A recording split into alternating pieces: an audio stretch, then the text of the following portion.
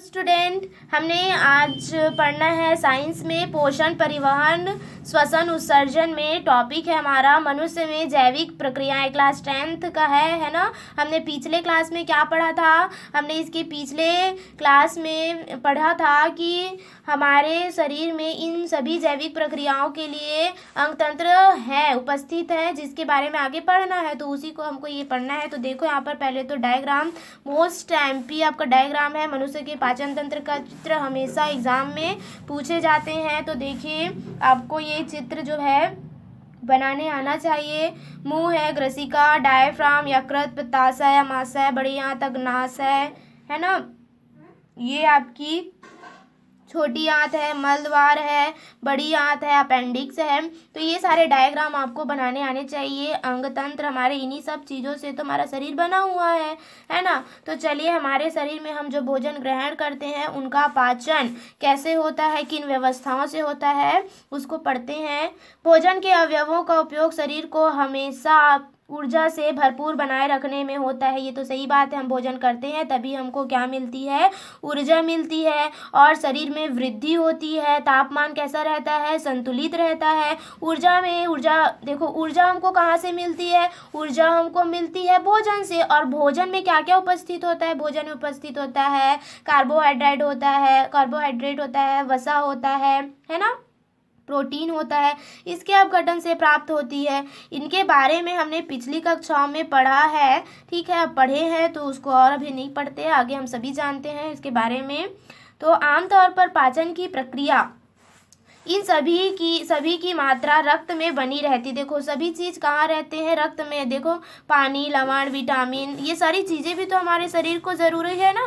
तो इससे शरीर की अलग अलग प्रकार से विशेषीकृत कोशिकाओं की ज़रूरतों की आपूर्ति होती। सारे जो हमारे भोजन में उपस्थित जो भी घटक है वो सब कोशिकाओं में क्या हो जाती है? अवशोषित होती है।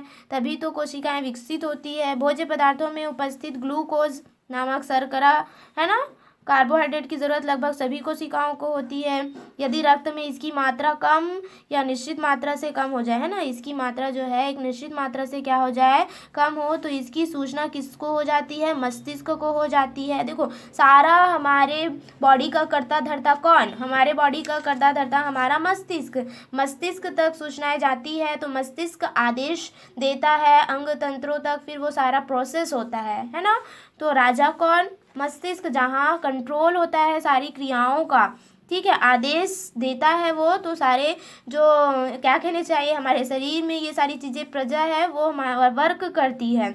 मस्तिष्क से अमाशय के दीवारों में संकुचन की प्रक्रिया आरंभ करने की सूचना प्रसारित होती है। इससे हमें किसका एहसास होता है? भूख का। जब आपको कोई पूछे कि आपको भूख क्यों लगता है, कैसे लगता है, तो आप बोल सकते हो कि जब हमारे शरीर में ग्लूकोज, कार्बोहाइड्रेट की एक निश्चित मात्रा से, है ना। आपको थोड़ा फास्ट लग रहा होगा तो थोड़ा ध्यान से सुनिए कि हमको कोई पूछे, साधारण सा पूछ देता है, तुमको इतना भूख क्यों लगता है भाई? तो इसका साइंटिफिक रीज़न ये है कि हमारे शरीर में ग्लूकोज, शर्करा की मात्रा एक निश्चित मात्रा से कैसे हो गई है? कम हो गई है, ठीक है। इसकी सूचना किसको मिल गई है? मस्तिष्क को मिल गई है। तो मस्तिष्क अमाशय को आदेश देता है ना, वहाँ तक कि आदेश जाता है कि आप अपने दीवारों को संकुचित करो। तो ये जो सूचना जैसे ही अमाशय को मिलती है, दीवारों को वो संकुचित करता है और हमें भूख लगती है। ये साइंटिफिक रीज़न है, ठीक है। तो चलिए देखते हैं आगे क्या दिया हुआ है। तो एक चीज़ और यहाँ पर नोट लिखा गया है तो उसको भी पढ़ लेते हैं।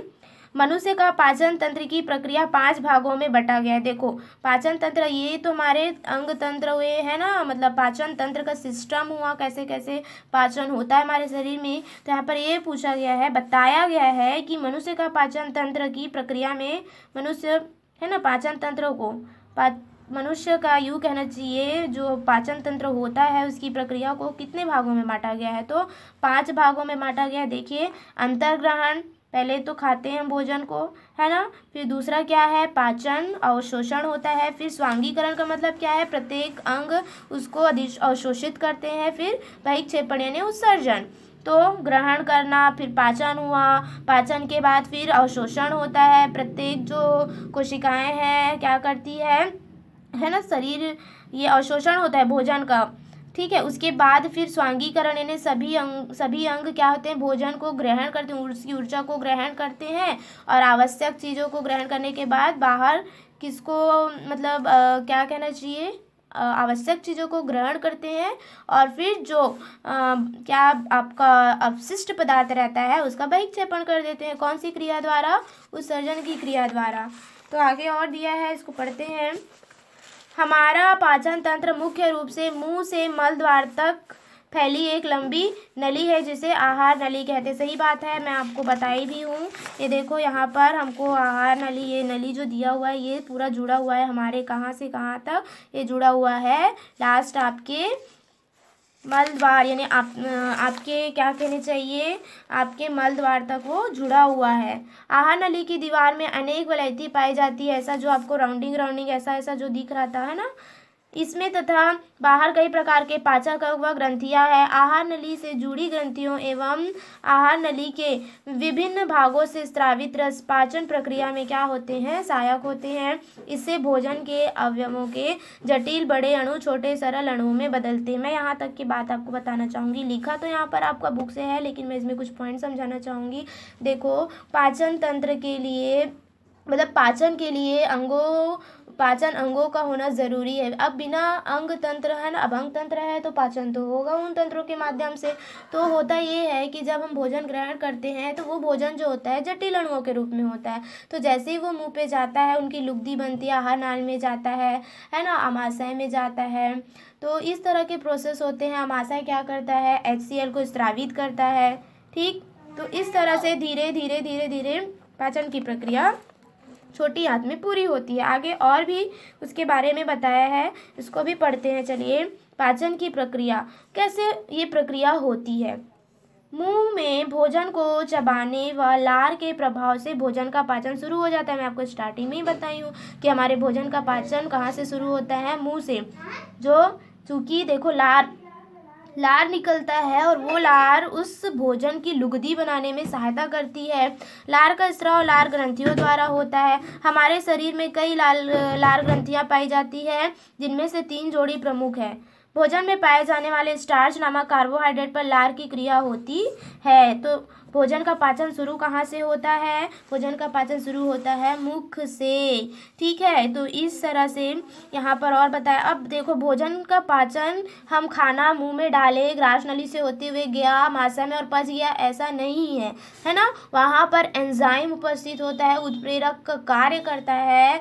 वो एंजाइम क्या करता है, उन भोजन के जटिल अणुओं को क्या करता है, तोड़ता है। ठीक है, तोड़ने के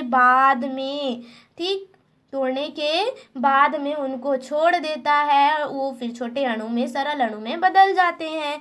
यहाँ पर खिड़की वाले पेट की कहानी, एंजाइम के प्रभाव की खोज के बारे में बताया है, आप इसको ज़रूर पढ़िएगा।